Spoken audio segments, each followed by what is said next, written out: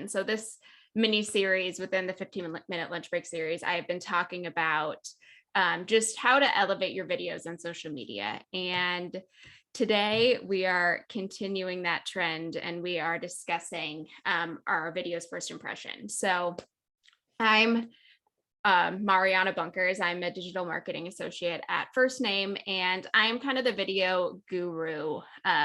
When it comes to all things video, I'm the go-to person. So I'm excited again today just to be sharing with you guys a few simple tips to kind of really just take your videos to the next level on social media.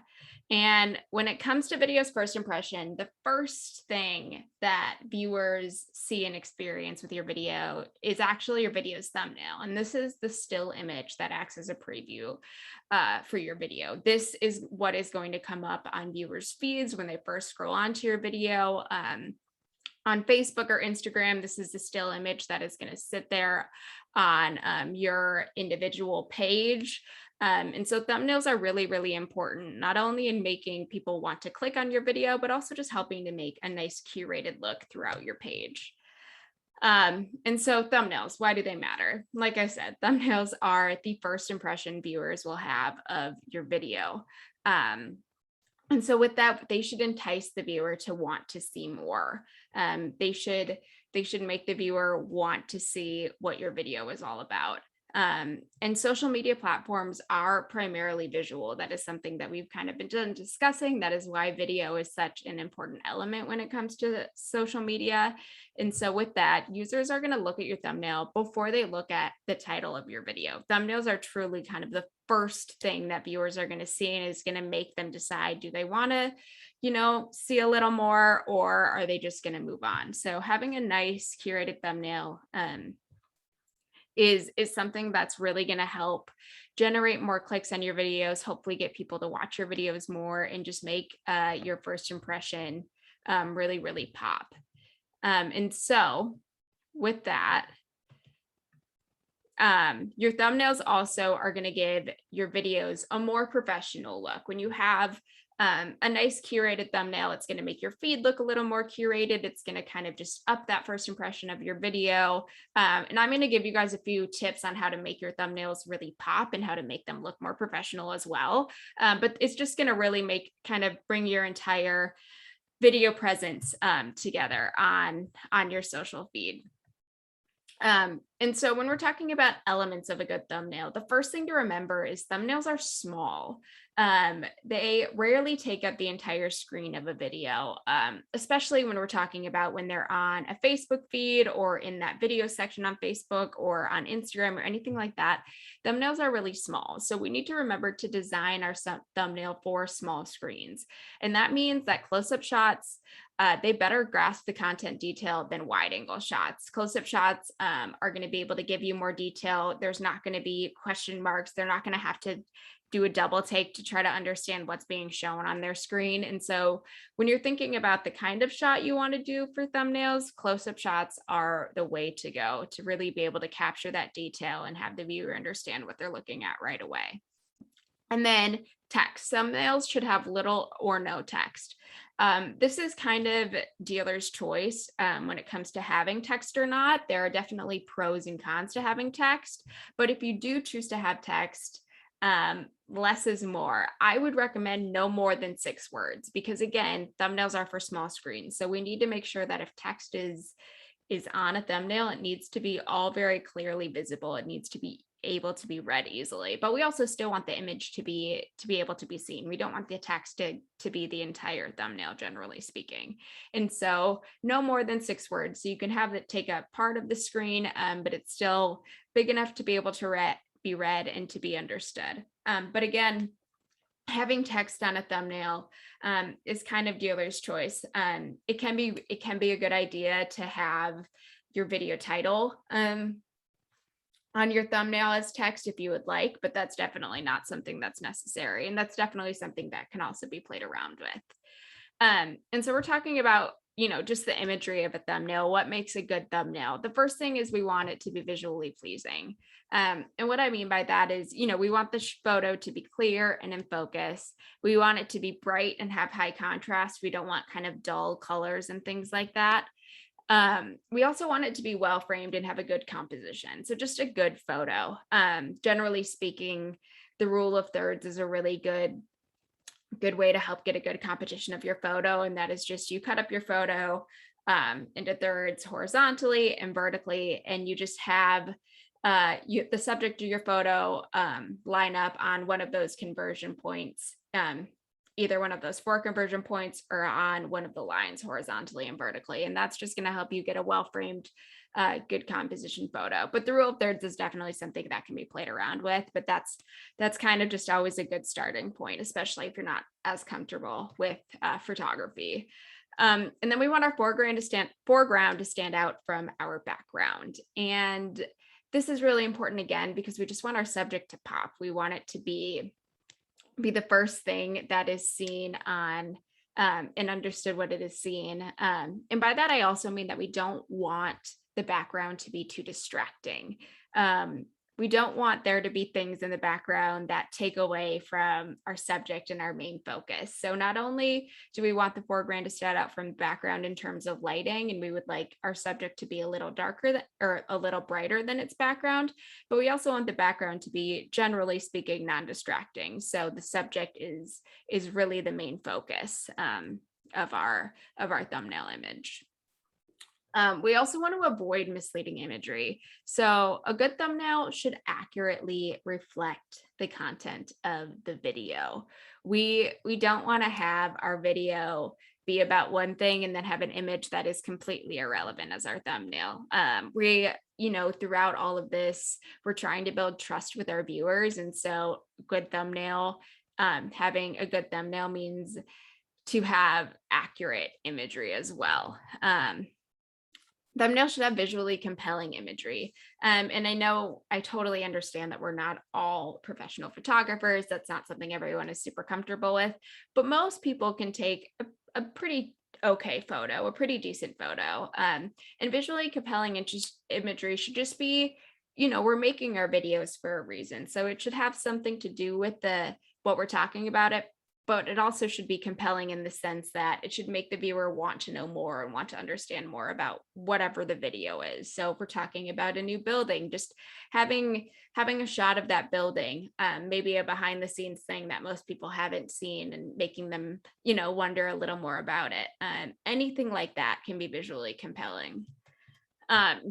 Using action shots is a really great way to help create a cool and interesting thumbnail image. By that, I don't mean that we need to have, an athlete, making a slam dunk or anything like that. I mean, of course, if you have that and it is relevant to your video, go for it. But action shots can also just be someone who is standing in front of the camera looking like they're kind of in the middle of a sentence or things like that. Just having some sort of movement, or the look of some sort of movement is kind of what I qualify as an action shot. And that it's just another way to kind of, like I said, have compelling imagery and stuff like that. We don't need to have anything crazy or anything, totally out of the box, but just making it be something a little different is a really great way to entice viewers' attention and spark their interest.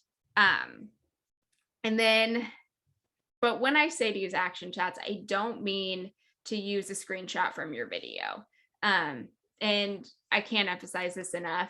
My recommendation is when you're shooting your video, take a separate photo to be used as your thumbnail.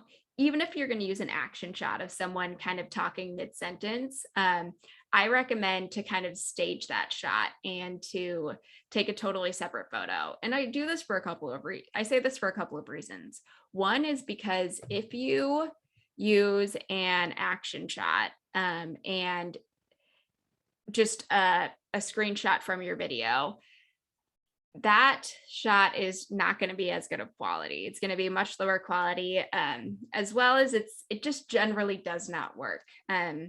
You can tell it's a screenshot from the video as opposed to something that's a little more curated. As opposed to if you take a separate photo, it's going to be higher quality. You have more control over exactly what it looks like.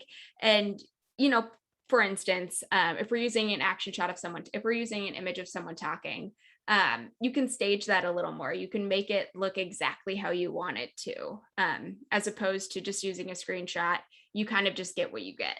And so that is my biggest piece of advice is when shooting your video, take a separate photo to be used as a thumbnail. Do not use a screenshot from your video. This is going to up your thumbnail game tenfold. It will make it look more intentional. It will make it look more professional, and you are just going to have so much more control over your thumbnail image. So that is my biggest piece of advice when it comes to thumbnails, is to use a screenshot.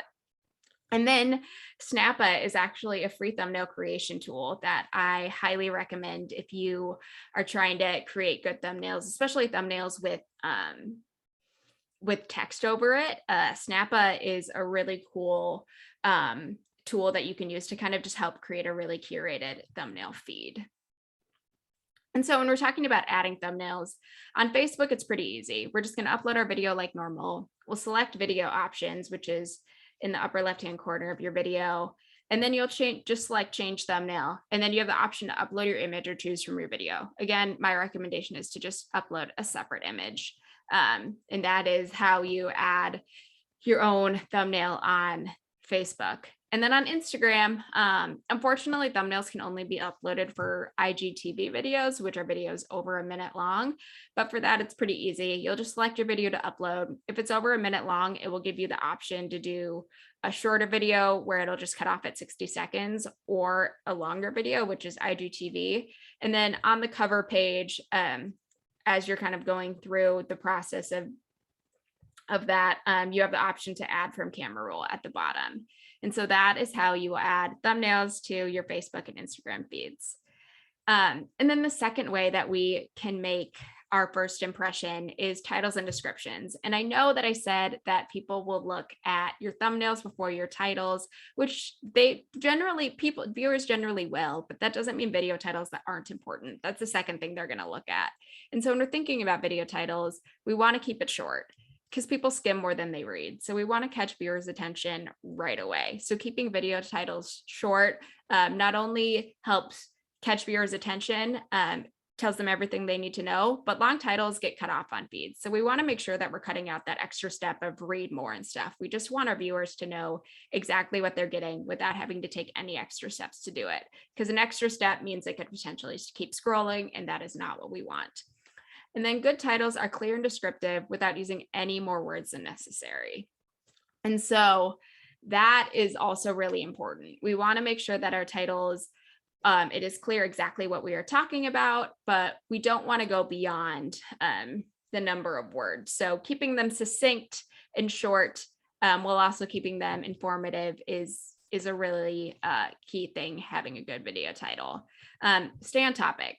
People aren't going to watch a video that they don't know what it's about. So when I say keep it short, that doesn't mean keep it too short. We still want it to be clear about what our video is, but we don't. And so unclear and ambiguous titles, they're just not enticing to viewers. But also misleading titles. We don't want I mentioned building trust with our thumbnails. We also want to build trust with our video titles, and misleading titles will cause you to lose viewers' trust, which will hurt your viewership long-term. And then being a little unique. And so we want to avoid being completely generic. And so instead of, a video titled making pancakes, add just a couple more relevant details to make your video more appealing. And so something like how to make the best fluffy pancakes, things like that, just add a little more detail and description. It's still really short and succinct and to the point, but it's just a little more enticing than a video that just says making pancakes or how to make pancakes. While we want to keep it short, we still want to have it be intriguing to viewers and make them want to click more. And so how to write a good video title, just a few suggestions. The first is ask a question. Addressing your audience with a question that kind of sparks their curiosity, maybe a question that you're going to answer in your video, is a really great way to kind of get viewers' attention. The second is to create FOMO, or fear of missing out. So making something seem exclusive or behind the scenes or anything like that that you can, if that's what you're showing, make sure you really emphasize that in your video title. And then using a number or list. This way people know exactly what to expect from the video. So, 5 ways, yada, yada, yada, things like that. People love structured information. So knowing like that it's going to be 1, 2, 3, 4, 5 is something that people really like in a video, and they know kind of what they're getting, and stuff like that. So those are all good ways to things to think about when writing a title, to kind of maybe structure your video title around one of these things: asking a question, creating FOMO, or using a number or list. And then we also just want to tell viewers what to expect. So when we're especially when we're talking about video descriptions. So our video titles are kind of the attention grabber. Our video descriptions are giving us a little more detail. And so in this, we can tell viewers what to expect a little more, but we still want to avoid clickbait titles and descriptions and irrelevant keywords. We still want to keep our video descriptions short. They're longer than our titles, yes, but we don't want them to be too long in the sense that it gives everything away. We also want to make sure we front load important information. Just because people might not read our entire description, especially if it's too long. So things that we want to make sure that viewers know and understand, we want to front load that. Like I mentioned, we don't want to give everything in our video away. We want to make sure that our video still has a few Easter eggs inside, so that our viewers don't just think that they can read the description and then kind of understand what the video is about. And we want to add further relevant keywords, website links, things like that to our descriptions. This helps keep our video title short, but also helps keep anything necessary to add into a video. We're able to add those in at the end. Video descriptions, my recommendation is to keep them under 70 characters. I know that can be hard. That's not a hard and fast rule, but that is something that I think people should generally aim for. And then we want to avoid engagement bait. Again, we just want to avoid anything that is going to seem too markety, too like we are trying to generate clicks, likes, shares, things like that. And so these are kind of the rules that I like to follow when we're thinking about video descriptions and video titles. And so I think we're just over 15 minutes, but I think we did pretty good. So next week, we have our third installment of the Elevating Your Videos for Social Media series. We are talking about how to capture viewers' attention and keep it. And so that should be kind of a fun final installment of the series. I'm excited to talk about that.